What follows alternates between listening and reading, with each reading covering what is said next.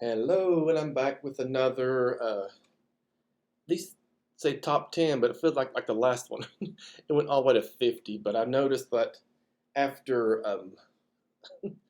after like number 20, they start getting kind of silly. But so we may not go all the way down like I did on the last time and get all 50 of them.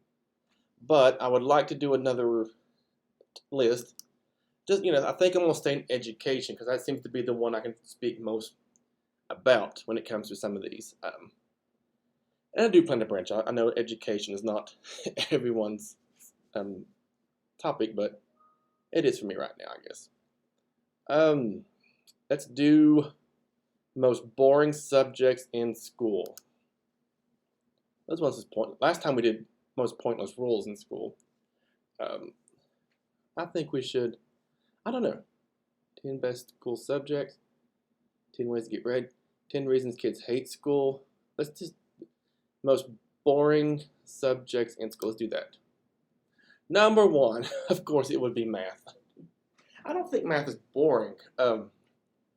Math to me it's like just puzzles, and that's something I enjoyed. Not really puzzles, as in, like I said before, I hated when there was a substitute teacher and they just gave us a bunch of puzzle worksheets to do. I hated that.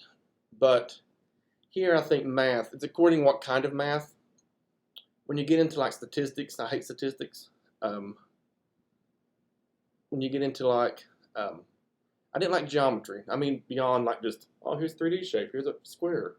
Like when you get into actual postulates and theorems and all this other, no, I don't like any of that crap. But I've never found math to be boring. Challenging, yes. Difficult, yes. Boring, no. Religious studies. So I guess it's according who you are, and it's according to what religion you are studying. Um, I've never. It's according how to me it's according how it's approached. If we I am not an auditory learner. I don't learn just by listening to people speak. I have to like see what they're doing. I need a visual, and what kind of visual is below here? That's a telephone. Oh, so if it turns into just someone speaking their opinion about a religious, or if it comes into preaching, that's when I get kind of, especially if they start shouting. I don't like when they start shouting like that. But if you're studying, like if it's a lesson, like a Bible study, or when it comes, if it's like a lecture, then yeah, I don't mind that. I mean, it's very interesting learning about, um, especially when learning about. For me, it's more learning about the Bible, like the different when you get deeper into it. And it's not like again, it's not preaching; it's more learning about it. That does interest me though. But I can see where some people would think it's boring. PE, PE being boring. It's definitely not boring. It's again, the last video I spoke about how there's those pitiful PE teachers who just give you a ball and say go play. That's to some children that's a blessing. To the rest of us, it's awful. We don't. First off, we don't want to be there in PE. Second of all, you're just wasting our time since we don't want to be there. That would be like just in math class. Here's a calculator and pencil. Calculate. Go do it. The people who are excellent with math or love doing math type things, they would be happy.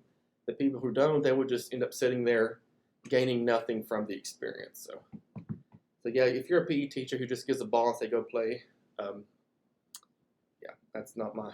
I wouldn't. Oh well. English. The part of English, and I'm a certified English teacher, and I've taught English at from ninth. I taught ninth grade English one year, and I've taught like lower level university English. I taught remedial, then I taught like English 101, 102. I don't think it's boring. I like writing. What I don't like literature. I don't like getting into the literature, reading and writing, and discussing it. I think it's That's just not me. That's not my thing. I like technical writing. I like getting into using writing as a way of persuading. I can see if you if you just judge me by the way I speak, you would think I'd be a horrible English teacher. Um, I like reading into it, but I don't like diving deeper into the literature. Um, and people say, I think that this part of the story means this part of the novel it represents da da da da. Well, how do you know that represents that? Is that what the author was thinking? He's not here for us to ask him. I'm one of those people who's like, but if you love literature, good for you. That's not me. I'm the English teacher who give me the courses where we're learning how to do structured writing. I like structured writing. Um, I've never been one for just open journal entries. Those have their place, and they're very important. That's just for me as an English teacher. That's never been my forte for that. I know one thing when I applied for my current job during the job interview, or actually after I was hired, they probably thought, uh-oh. And so we were divvying up which courses who would teach, which courses each of us would teach in the education department. And that's one thing I've told them. Actually, I did tell this in the interview. I thought it was because my weak area is literacy education. I've taught in like elementary, but I would not feel comfortable teaching like high school or college level anything dealing with literature. I would feel, students would deserve much better than me. I'm not good with faking it, so they would tell right off I was faking it. They need someone who's passionate about what they're studying, and that's not me. So give me the writing courses, the structured writing courses. And spelling. I agree. Spelling is a very, very boring subject in school. Some people love it. Some people love spelling bees. I like spelling bees when I won them. That would happen sometimes. But studying for spelling tests, taking spelling tests, it was easy. I mean, it wasn't hard. It wasn't difficult. But I didn't find it fun. I hated it because this seemed to be the subject where you would get the crossword puzzles and the word searches and all that stuff. I hate. Of course, I have a crossword puzzle app on my phone I like to do, but yeah, spelling. It just felt like that was that subject they threw in there. We need to learn how to spell. Obviously, if we don't want a bunch of poor spellers, but yeah, it's just not wasn't my thing either. So. I would probably rank it higher than I'd probably put it up here with probably math. Well, no, I wouldn't do that. Anyway, spelling, sex education. We didn't have that when I was in school. They have it now. So I couldn't imagine that being boring. But I can see where it could be awkward if you're very uncomfortable with talking about those kind of things. I don't think I would be very uncomfortable. See, I have to do this. I had to when I was in my previous position, where I was an itinerant autism and deaf and hard of hearing teacher. I would, I would have to explain things to my middle and high school boys. I would never do it with a girl, never with a woman, girl. I'm sorry, with a girl. We always find a woman to do that. I would never pull a girl by herself and do that. But with a boy, I would explain things. And usually I would make sure it was in a safe area so that, I could not be accused of anything. For example, like I would have a teacher's aide nearby or with me. Sometimes it would make the boy uncomfortable, sometimes not, if they would rather them not be there. I've done it with in the same room as another male teacher. But then you have to be careful too. So with that, make sure that like I would get a particular book that was approved by the schools or my director, and we would go by that. That there was no straying off the path. But I was never found it awkward to teach anything like that. I think it's very important. I wish more parents would do it at home. I think this is where it needs to be taught more in the home, but we have plenty of children whose parents don't. And So the school system is left with that task sometimes. I like when parents opt to do it at home because this is an area where the, the schools take on it and the parents take on it can be completely different. So so this is an area I wouldn't want to be in charge of teaching it. It wouldn't make me feel awkward. I would just do it and treat it like it was like just making a sandwich. Just be playing with it, matter of fact with it. And that's how you do it. You don't get there and be awkward and tell jokes about it. And look at this, I put on a banana. Which even that, I probably wouldn't teach that part. I think it's important not to, but there's more professional ways of doing that. But then that's another area. Maybe a parent doesn't want their child learning that. Maybe they have different viewpoints. And so I think that's an area where parents need to be more involved. But then again, like I said, sometimes we have parents who are not involved, and so it's up to the school to do that. I don't know, I went on a soapbox there for a moment. Why Spanish? Why is that boring? I hate languages because they're super boring and not everyone is going to France. What does it matter if you're going to France or Spain? It's important to know a different language. If anything, you're learning about other cultures as well. My dissertation was, it was measuring if for students who completed a foreign language or were bilingual compared to students who were monolingual, who have never studied a foreign language, and I was comparing the DIBEL score. They took a pretest. I used old data. So I didn't subject kids to all this. This was from old data. If you ever want to get to a dissertation quickly, use prior data. Trust me, it's IRB. You'll fly through the IRB process. But on another note, that's a different story on itself.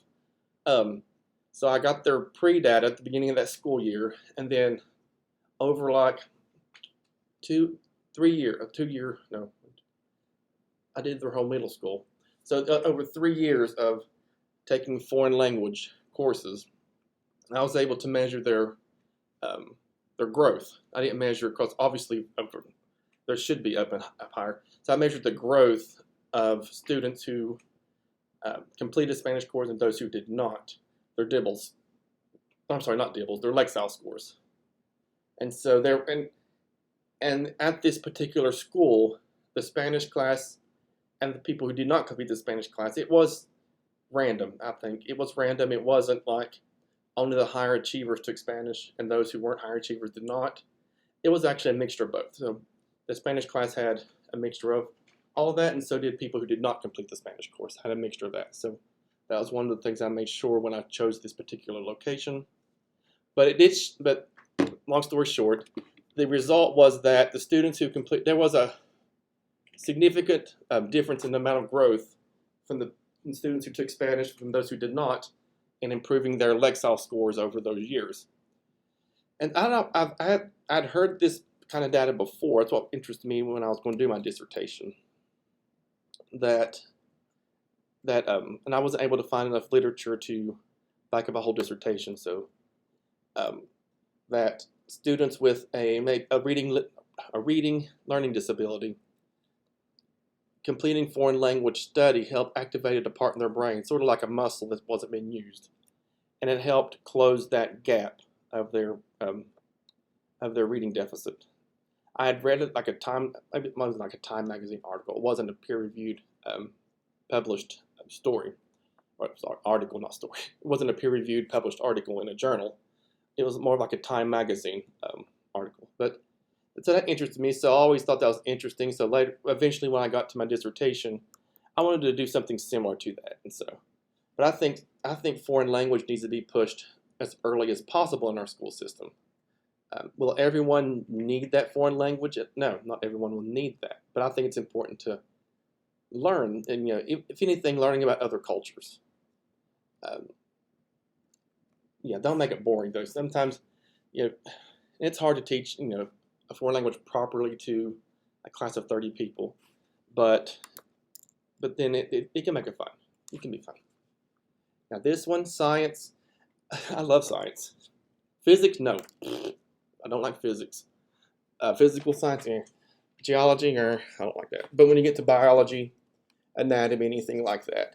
Chemistry, I like chemistry okay. There's parts of chemistry I think are very boring. I think chemistry is okay. But science is probably up there with one of my top ones, top areas. Now we're getting into something I find more boring than a bedpan. I hate history. I remember having to take 3 history classes in college, and I probably got B's and C's and all. I could have done better. I could have studied. It wasn't difficult. I just wasn't very into it and very interested. Do I think all of history is boring? No, I think it's important to learn history. So I did it and I learned. I didn't do well on tests, but that doesn't mean I didn't learn anything. But I just never liked it. I had some good social studies and geography teachers in school. My West Virginia history teacher sucked because he would leave the room, go smoke, and just tell us, start on page 1, read, do the questions, put it in your notebook, go into, when you finish chapter 1, go into chapter 2, and we just had to go do it like that. And that was our history lessons for that. He never taught. It was like a half year of West Virginia history and a half year of civics, and it was the same thing.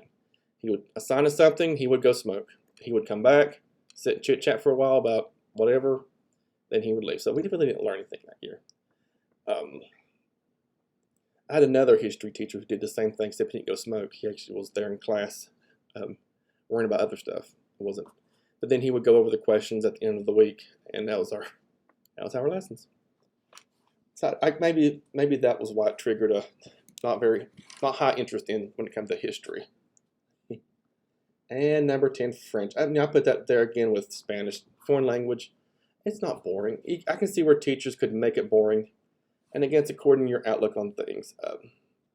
Our school has French, but I chose to take another language because I have a special interest in the culture and history of it. Now I see that one. I like that first comment here. Our school has French, but I chose to take another language offered because I have a special interest in the culture and history of that country. So that's a statement that I can agree with. You know, if there's something you're really, really interested in, yeah, do that. But don't just not take something like French or Spanish or German or Mandarin, anything like that.